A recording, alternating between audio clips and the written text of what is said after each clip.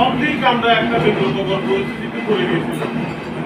আমি অপঘটেই যে বলতেছি এই দিনের তালুকদার দীপুদা আমাদেরকে তোমার বাসায় ডাকেনি, বিভিন্নভাবে সহযোগিতা করে, আমাদের মনোবল বৃদ্ধি করে।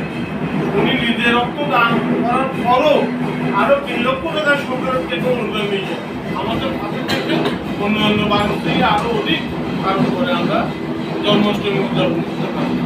সুতরাং এইবার 2025 দুর্গাপুজোয় তারা কিন্তু আমাদেরকে হাতছাড়া করে না, আমাদের পাশে সার্বক্ষণিক তারা আছেন।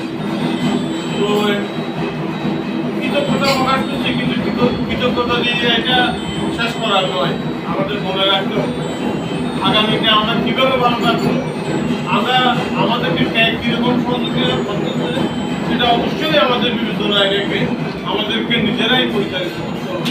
আমরা এক এবং করত এবং আমরা শান্তিপূর্ণভাবে বসবাস করার জন্য আমরা এই জাতীয়তাবাদী দলের সহযোগিতা নিয়ে আমরা যেভাবে বিগত দিন অতিবাহিত করছি, আগামী দিনগুলো যাতে আমরা সুন্দরভাবে অতিবাহিত করতে পারি এই আশা করব। ভারতীয় শুভেচ্ছা সকলকে। আজকে মহানবমী অনেকটা সমাপনের পথে, আগামীকাল আমাদের বিজয়া দশমী, প্রতিমা বিসর্জন হবে।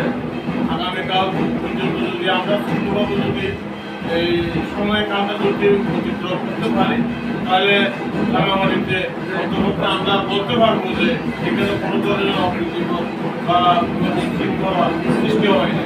সুতরাং আমাদের এইসব বিষয়গুলো মাথায় রেখে আগামী দিনগুলো যাতে ভালো হয়, সুন্দর হয়, মানুষজন প্রার্থনা জানিয়ে সকলকে আমি নমস্কার।